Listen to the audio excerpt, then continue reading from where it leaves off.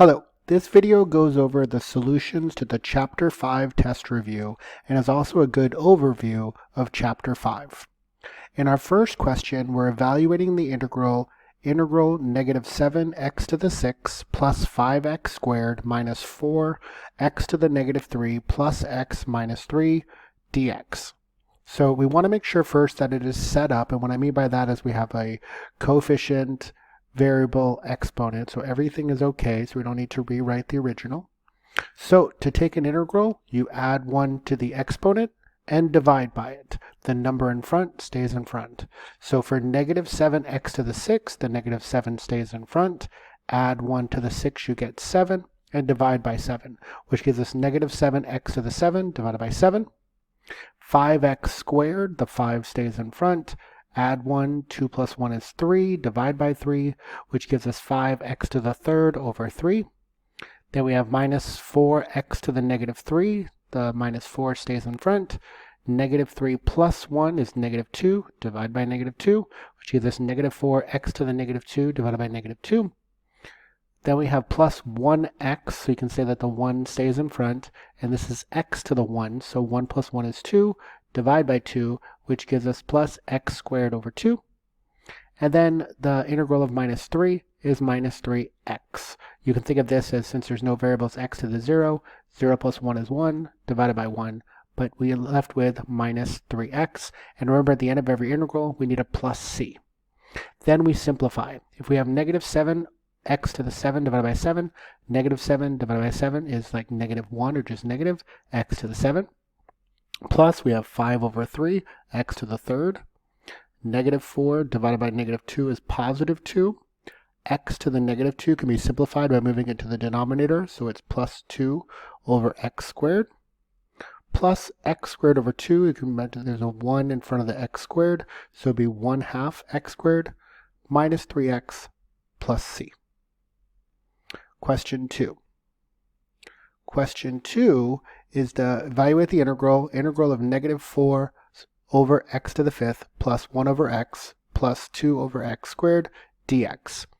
It's always best to simplify first, get it ready to take the integral, and what I mean by that is we want the coefficient in front, variable, exponent. So when we have minus 4 over x to the 5th, we can rewrite it, so integral, just rewriting it, minus 4, x to the 5th moves to the numerator, so it's x to the negative 5, plus 1 over x can be rewritten as plus 1, or just x to the negative 1, so it's x to the 1 moves up to the numerator as x to the negative 1, plus 2 stays, and then x squared moves up to the numerator as x to the negative 2 dx. We rewrite it as integral of negative 4x to the negative 5 plus x to the negative 1 plus 2x to the negative 2 dx.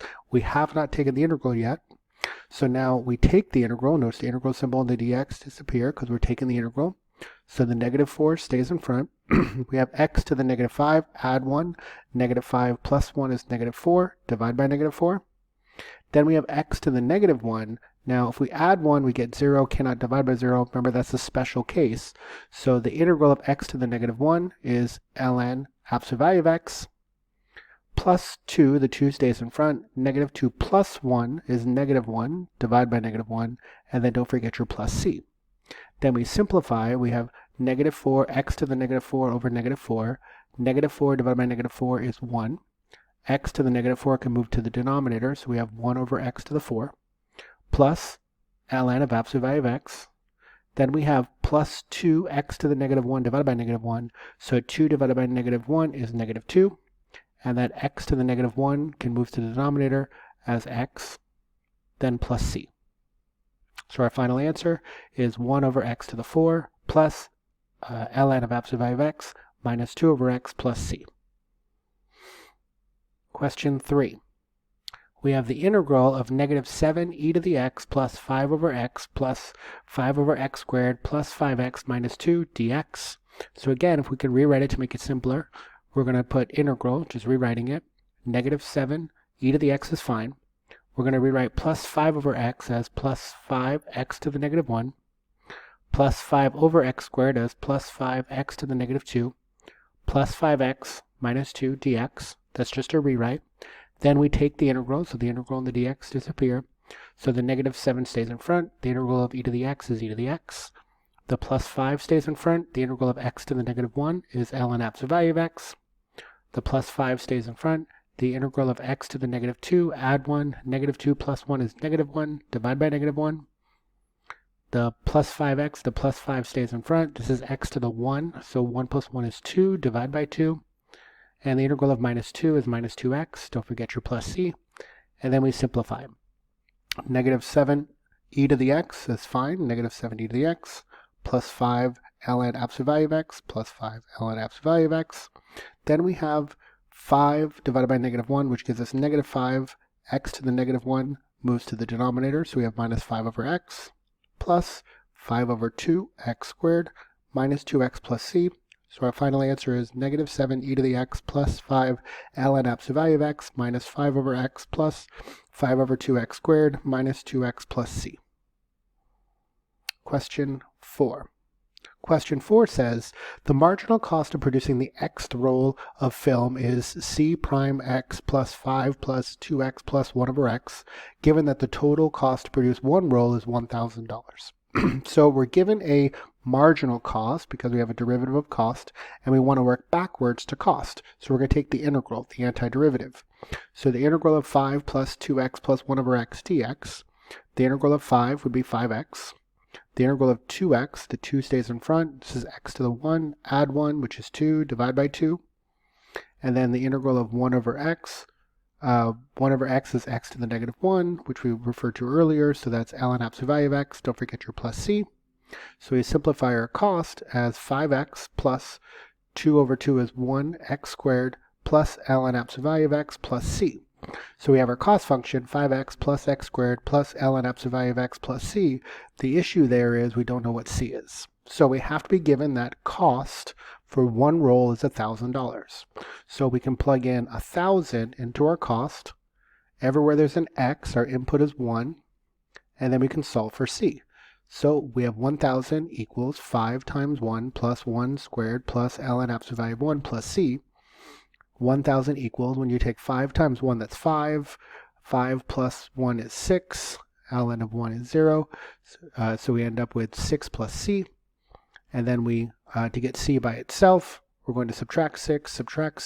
So c equals 994. So therefore our cost is 5x plus x squared plus ln absolute value of x plus 994.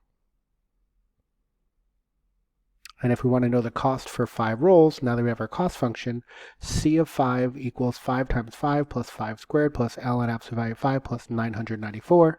So our cost for 5 rolls would be $1,045.61. Question 5. If a stone is thrown upward initial at a velocity of 20 feet per second, find the velocity function. Velocity is 20 feet per second when time is 0. Remember, when we'd had position, you take the first derivative, that gives you velocity. The second derivative gives you acceleration. Now we're starting with acceleration, working backwards to velocity. That's taking the integral. And then to go from velocity to position, taking the integral again. So we have a for acceleration of time equals negative 32. So to work backwards to velocity, we take the integral of negative 32 dt. The integral of negative 32 is negative 32t plus c.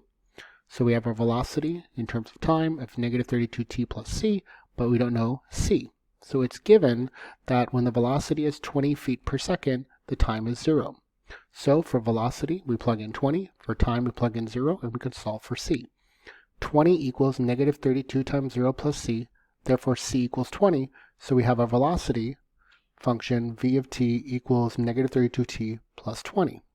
Then I can figure out what happens at 6 seconds. So when you plug 6 seconds into the velocity, v of 6 equals negative 32 times 6 plus 20. v of 6 equals negative 172. So at 6 seconds, the velocity is going downward, negative 172 feet per second velocity. Now that we have a velocity function, we can work backwards to find position. So use the information in question 5 for the position function. Hint that after 1 second, the height will be 19 feet above the ground. So we want to know the position of the stone after 2 seconds. So we take the integral of negative 32t plus 20 dt. the integral of negative 32t, negative 32 stays in front, t1, add 1, 2 divided by 2, plus the integral of 20 is 20t, don't forget your plus c. Then we simplify. Negative 32 divided by 2 is negative 16 t squared plus 20t plus c.